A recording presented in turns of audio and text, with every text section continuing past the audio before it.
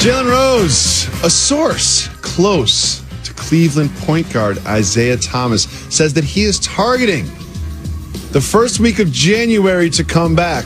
However, when you look at the schedule, on January 3rd, you see Cavs at Celtics right there on the schedule. Jalen, do you think they will save Isaiah Thomas's return until, I don't know, maybe after he has to face Kyrie Irving in Boston? I think once he practices a few times, plays 5-on-5, shows that he can scrimmage and he gets healthy, they're going to put him out there regardless of the opponent. And if the opponent just happens to be the Boston Celtics, I think that's going to be a terrific adrenaline rush for a player that averaged 29 points for that team. They traded him in an offseason, basically acknowledging that they didn't want to give him a big-time contract while he had a hip injury after he also led them to a #1 seed last year. Would be great theater for the league. Jalen, am I crazy to think that if I were the Cleveland Cavaliers, I would just wait until after that game? Like, why would you put him out there in his first game or second game in that kind of environment with that kind of just attention and expectations? I just think that would be a bad strategy. Do you disagree?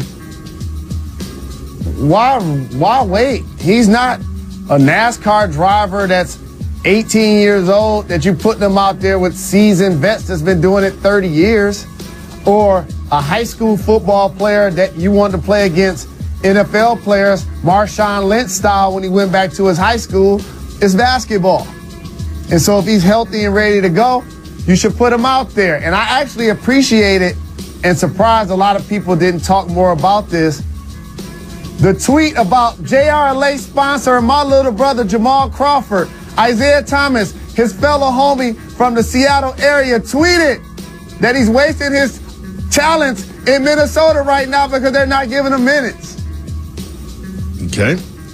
Jalen, earlier this evening, Staples Center and the Lakers franchise honored Kobe Bryant by putting not one but both of his numbers up in the rafters. Now, you famously played and tried to injure Kobe Bryant and the Lakers in the finals, and you were adjacent to the 81-point game.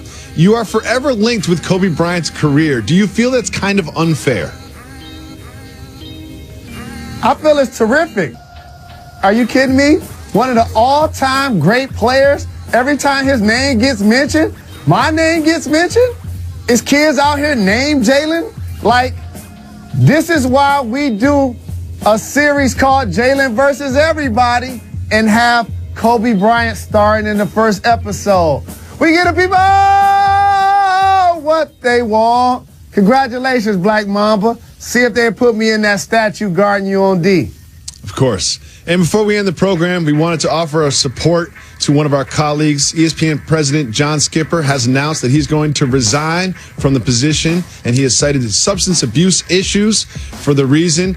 We just wanted to give him a nod, and without him, there is no Grantland, there is no Jalen Jacoby, there is no studio. Jalen? I love and appreciate and respect John Skipper. Very grateful for everything you did for me. We'll be praying for you and your family.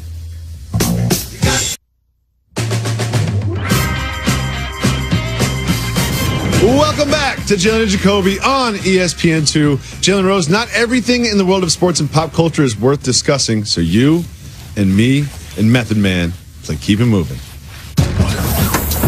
We be moving, you know we keep it moving. First up, Jadeveon Clowney said Blake Bortles was trash. Keep it moving or hit the brakes. You can't get thumped by Bortles in the Jacksonville Jaguars and then take shots. Keep it moving. We be moving, you know we keep it moving. LiAngelo and LaMelo Ball got an offer from the Harlem Globetrotters. Keep it moving or hit the brakes. Harlem Globetrotters? In business with the Ball family? Hit the brakes. Cheese and Jet are the Harlem Globetrotters. Were speaking with TMZ, and when it was brought up that perhaps the Ball brothers should join the team, they said if it doesn't work out in Lithuania, they can join us here in Harlem. Jalen, do you think this is even on the table? I think it will be on the table only for LeVar to play. That's what it's about. He got a ball. Got to teach him the tricks. I have a new prediction. Behind Lonzo, LeVar the star. I have a new prediction. Remember I said that they would go to Lithuania and last for 2 weeks, then they would come back? I have a new prediction about this. I don't think they actually even go to Lithuania. Remember I said this. I do not think they will actually get on an airplane and go to Lithuania. Remember where you heard that, Jalen Jacoby. Next, a French soccer player went to a party in blackface. Keep it moving or hit the brakes. French soccer player, blackface, hit the brakes. Atletico Madrid's Antoine Griezmann went to a party dressed as an NBA player, kind of looking like a mix between a Globetrotter and an NBA All-Star, head to toe in blackface with the afro and everything. Jalen, what is happening in the world? What year is this? Thought it was 2017. About to be 2018. What's happening? I mean, this is still happening. And like, there are a lot of things that are happening in this country nowadays that have me shaking my head. This is just another one internationally that, why explain the game like Pac said? People ain't listening. Good point. Master P claims that he was reached out to and offered a position and almost hired as the assistant coach of the New Orleans Pelicans in the NBA. Keep it moving or hit the brakes. Big shout to the homie P. I was fortunate enough to play his long-lost brother in a video, Miss My Homies. He actually owes me $20,000 in no-limit gear. What? For out shooting him at UCLA. So keep it moving. $20,000. Oh, I want to get that $20,000 worth of no-limit gear for the staff. Next, it looks like real UFO footage has been made public. Keep it moving or hit the brakes. UFO public, keep it moving. You know I have veto power on this. And whenever there's a UFO topic, I'm going to hit the brakes myself. Look at this video. This is a video taken from military planes. Military planes flying around, and there's audio from the pilots talking to each other saying, what's that? Oh, I don't know what that is. Oh, look at it. It's rotating. It's flying into the wind at 110 miles an hour. How is it doing this? We have no idea what this thing is. We don't know how it works. There's also being revealed that there has been for years, it's been like 7 years, they have a secret investigative unit at the government just to look into UFOs. They have video of them. They've revealed that they are tracking them. The government is applying real money resources towards this. Are you still going to sit there and deny that UFOs exist, and you're going to deny that aliens are on this planet? All of this altitude is making me get sick. I had to channel my inner red man for my sinuses. You really don't believe in UFOs? You don't think that was a UFO that we just watched? What was that we just watched? What was that? The closest thing I know about UFOs is Mort from Ork. Nanu Nanu. WWE Chairman Vince McMahon is considering bringing back the XFL. Keep it moving or hit the brakes. XFL, please keep it moving. Oh, man. I'd rather see somebody else bring back the USFL that's running our country when the Michigan Panthers, led by Bobby Hebert and Anthony Carter, won the championship. I'm just saying. Under Armour is going to drop Steph Curry shoes out of the sky with drones. Keep it moving or hit the brakes. It's only right. Steph Curry with the shot. Shout to my guy Stone. Hit the brakes. I need to hear more. If you follow Under Armour on Instagram at 10 p.m. Pacific on Saturday, December 16th, there'll be an interactive scavenger hunt where you can find a drop zone pin, and they will drop shoes down from the sky using drones. It's actually 10 a.m., not 10 p.m. Jalen, are you going to join the scavenger hunt for some Steph Currys? Well, it sounds like the scavenger hunt already happened because you said December 16th. Well, we missed that one then. Listen, organization, and research. That's the most you've ever cared about a question I've ever asked. You know what I mean? You barely even listen to the questions I ask. The one time I get something wrong, you point it out. You never listen to me. All you hear is the noun, and then you just come up with your stupid take on whatever noun you heard. The one time we make a mistake and you call us out. I mean, if we called you out every time you made a mistake or a factual error, this show would be nothing but that. What is happening now? What's happening now? I'm on my Morris Danes around. It's time to give the people what they want. It's Jalen and Jacoby. He is Jalen Rose. What up, though? I'm David Jacoby. And on the cool check-in. Together, we are Jalen Jacoby on ESPN2. What do? We get the people what they want. Well, the people of Greensboro, North Carolina got what they wanted.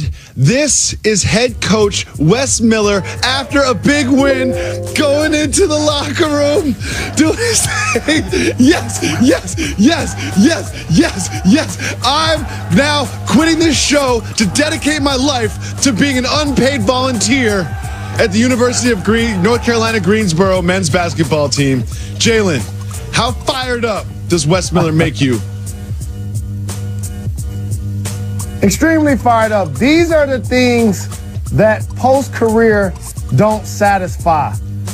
The roar of the crowd is one thing, but pats on your back from your teammates, enthusiasm after a big play, a great quarter, a nice win. Oh, man, these moments go down in so many athletes' domain. It's probably some of the greatest memories of their lives. And I'm pretty sure those student athletes, you like that, call them student athletes, are actually getting a chance to experience that. It is terrific. I love Wes Miller, and I predict that the North Carolina Greensboro will definitely win the NCAA tournament this year. Moving on, though, we had the biggest game of the NFL season this weekend, and it lived up to the hype. Big plays from big players, back and forth momentum swings, turnovers, long passes, runs. It had everything, and it came down to a final drive by the Steelers. And this play, tight end Jesse James catches the ball and then leans forward and fumbles it a bit as he crosses the goal line. Jalen Rose, do you think this catch from Jesse James was a catch? I'm a Detroit Lions fan. The rules started to flip when Calvin Johnson was involved with two separate plays that were similar. Also, Dez Bryant in the playoff game versus the Packers.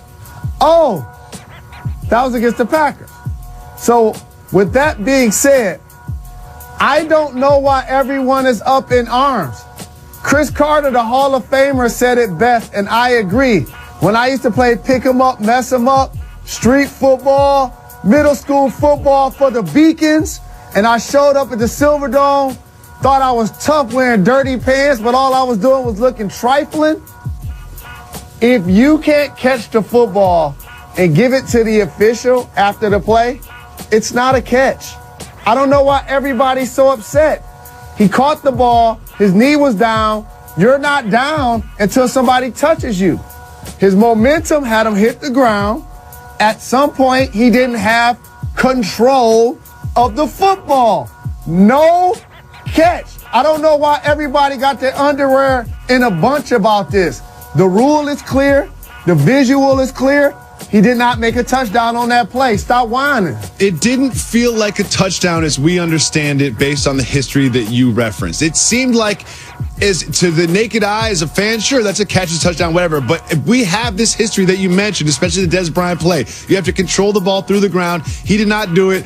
It was not a touchdown. However, when it gets ruled it's not a touchdown, you're like, you know what? I guess it's bad for Steelers fans, but great for football fans because now we're going to overtime. All they have to do is hit this chip shot field goal. We're going to go to overtime, and it's going to be make this great game even better. But then what happened, Mr. Rose?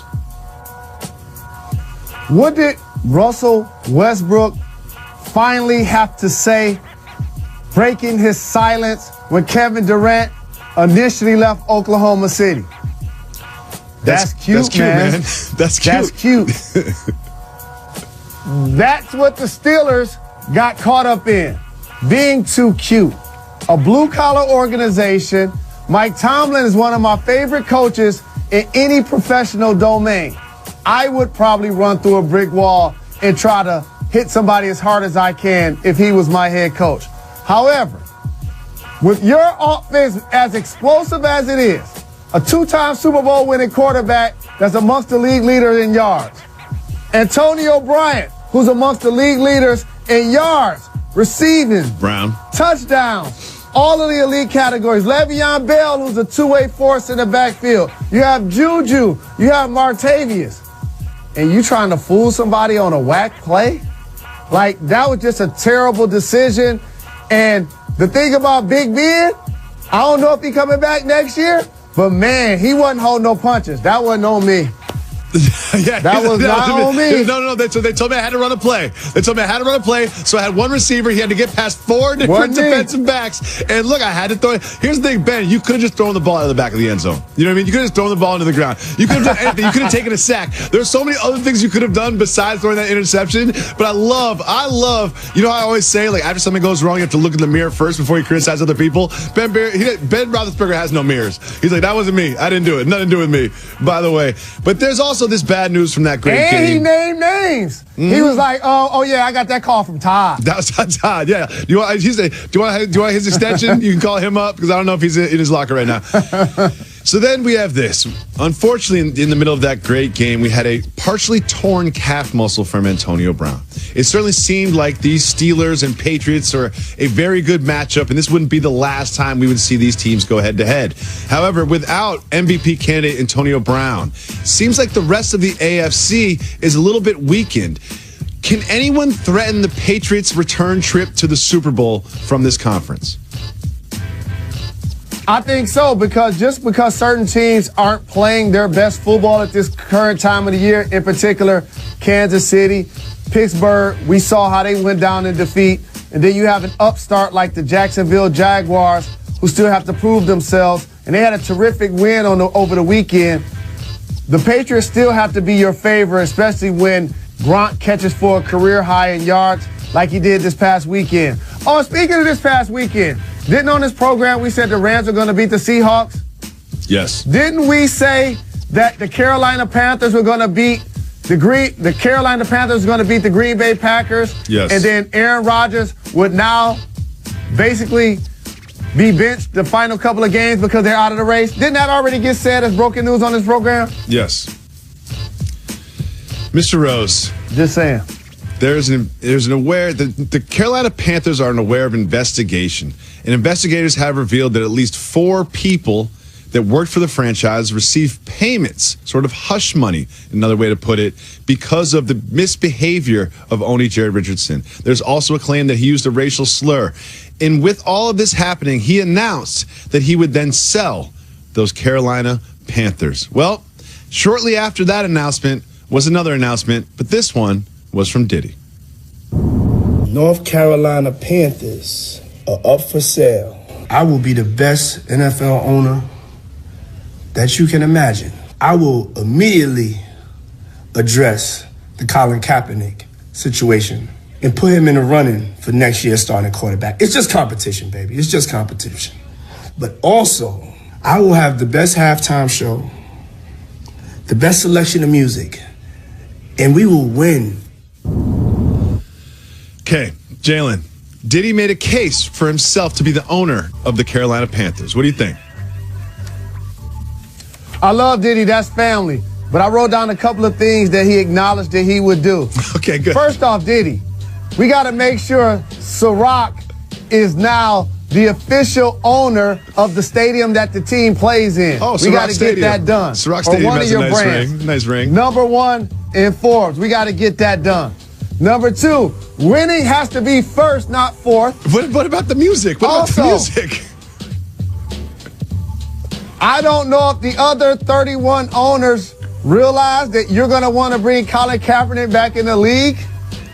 And then number two, Cam Newton definitely don't want to compete for a starting position. Cam Newton's like, what? He only won MVP the last couple of years, couple of years ago. You see me play, right, Diddy? What are we bringing in a new quarterback for, Diddy?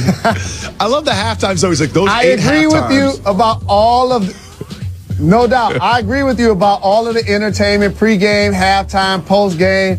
That's going to be fly. But again, it's good that he got this post out there.